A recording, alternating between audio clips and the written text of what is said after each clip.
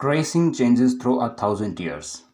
Children, in this video, we are going to discuss question answers of this chapter 1 history class 7.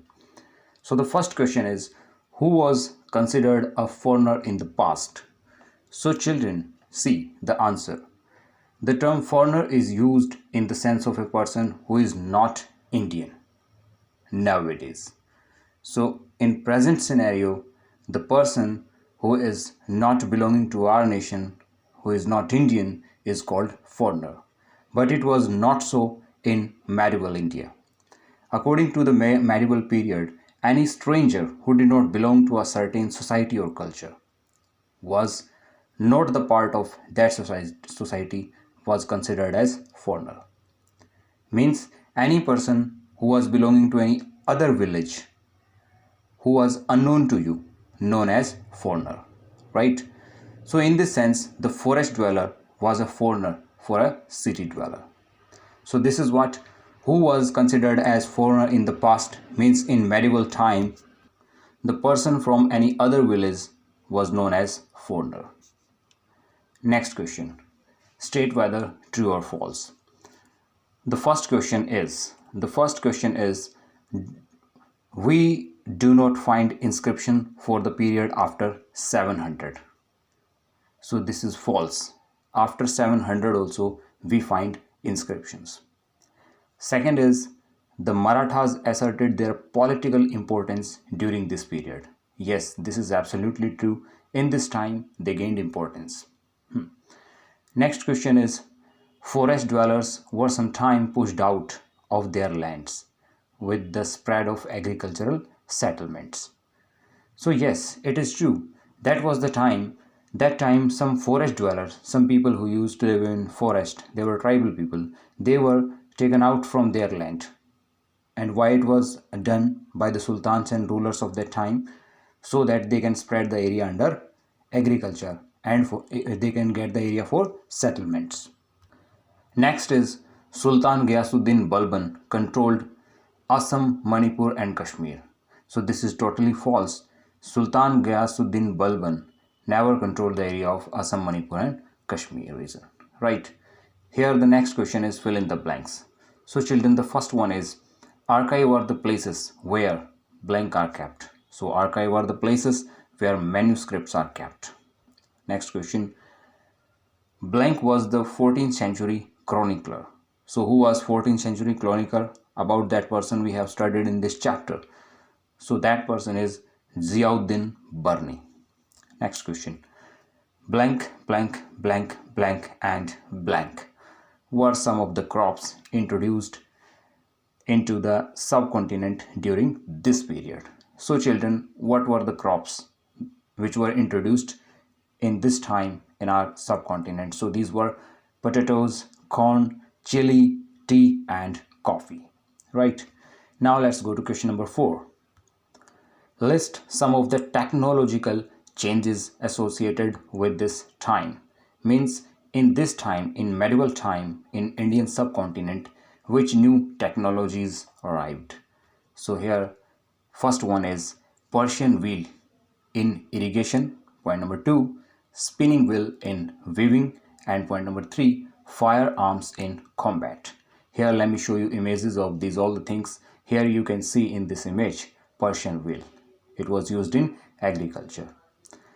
Actually this was a wheel, and with this wheel some buckets were attached, and it used to take water from the water source, and after that it used to pour water in a water channel. So by this way they used to get water from source of water, and with the help of this, water was carried to the fields through water channel. Here it was used in agriculture. Second one is spinning wheel. So this is charkha, you can see here spinning wheel. So it was used to make cotton threads from the cotton. Here it is. Next one is firearms in combat. So here you can see the picture of cannon. So such kind of guns and cannons which were used in that time period, right? So these technologies arrived in the subcontinent in medieval time. Now let's go to the question number 5. Here it is, what were some of the major religious developments during this period? So what were some religious developments? Let's find out. Point number 1 is the worship of new deities started. Construction of temples by the royalty and growing importance of Brahmanas. So these some changes took place. People started to worship new deities. Then kings started to construct and build some temples to gain importance. And importance and value of Brahmanas increased. Right, here it is point number 1. Point number 2 is Brahmanas' importance grew due to their knowledge of Sanskrit. And they were patronized by the emperors. Emperors started to give them protection, started to keep them in their courts. Right, here it is. Point number 3 is the idea of bhakti emerged among people. So this was the time when idea of bhakti emerged among people. Point number 4 is merchants and migrants brought with them the teachings of Quran, the holy book of Muslims it is. So this was the time when teachings of Holy Quran arrived in this subcontinent. And point number 5, this is also associated with point number 4, a new religion called Islam introduced in the subcontinent. So here it is. Let's go to question number 6. In what ways has the meaning of the term Hindustan changed over the centuries? So let's find out how has the meaning of the term Hindustan changed over the centuries. Children, see the first point. In 13th century, here is the person Minhaj-e-Shiraz. So in 13th century, chronicler Minhaj-e-Shiraz used the term Hindustan. Right? So here it is the term Hindustan. And how he used this term, for which area he used this term. Children, he meant the areas of Punjab, Haryana and land between Ganga and Yamuna. So according to Minhaj-e-Shiraz, Hindustan was the area of Punjab, Haryana and the land between this Doab, between the rivers Ganga and Yamuna. So only this much was the Hindustan according to Minhaj-e-Shiraz. He used the term in a political sense. He used the term for the areas under Delhi Sultans. And remember, the term never included southern part of India. So you can find it out, children. Hindustan, according to Minhaj-e-Shiraz, it was the only area of Punjab, Haryana and land between Ganga and Yamuna. So according to Minhaj-e-Shiraz, Hindustan was only this much.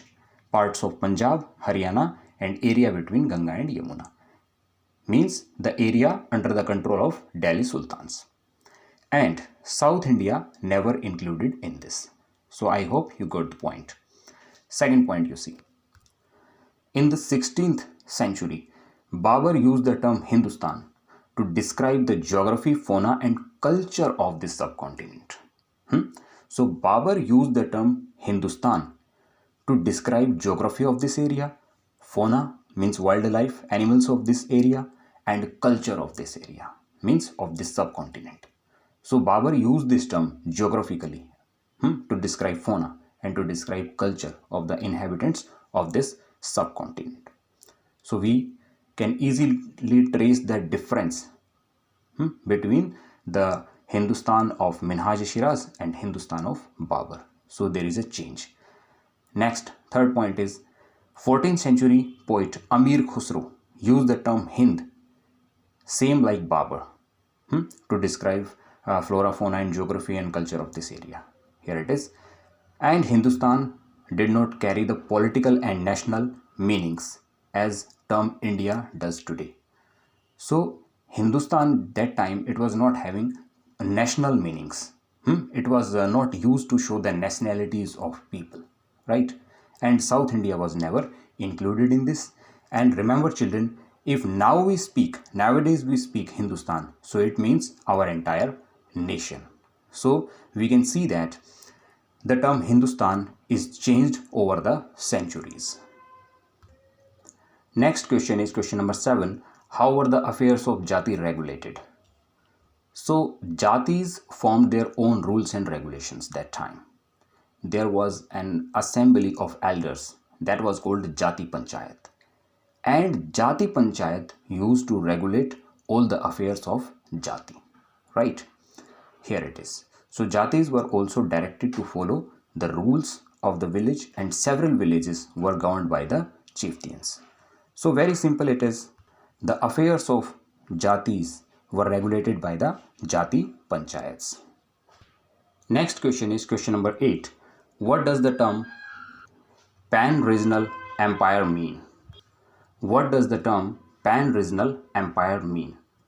So here you see, children, the term pan-regional empire is referred to an empire spanning diverse regions. Means that empire was known as pan-regional empire, that was covering large part of the subcontinent, where different kind of people, different kind of geography, different kind of religion, different kind of customs were there. Means that was spanning in a diverse regions, in different kind of regions, right?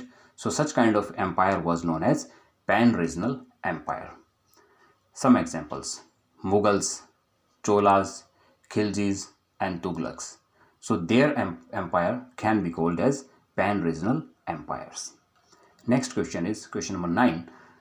What are the difficulties historians face in using manuscripts? So first point is, it is a difficult task to understand someone's handwriting. Yes, really it is difficult task to understand someone's handwriting. So historians face this problem. Point number 2 is, sometimes scribes used to make small changes while copying any manuscript. So when scribes commit some changes, sometimes they used to change some sentences. So because of this, it creates difficulties for historians to understand the original text or original document, right?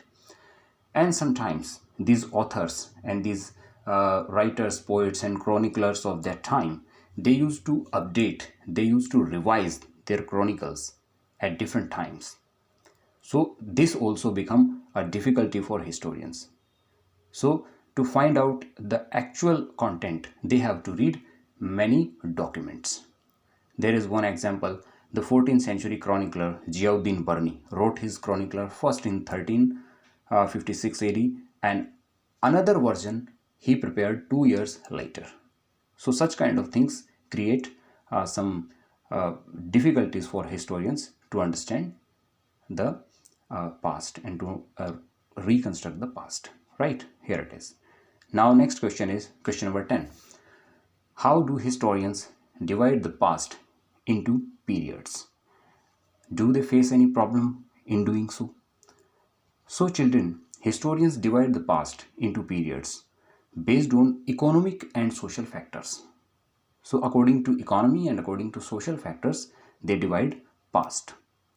In doing so, they face two problems. Problem number 1 is, economic and social changes keep taking place and boundaries cannot be drawn for them, because it is a time, it is continuously going on, and economic changes are taking place with time and social changes are also taking place with time. We cannot create any kind of boundary, so there is continuity of time. So deciding such kind of a different timeline, it becomes difficult for them. Second point is, these periods of history are compared with modernity, and modernity gives a sense of progress. So this implies that there was no progress before, so which is not true, right? Even in ancient history also we can trace many scientific discoveries and great research work has taken place at that time also.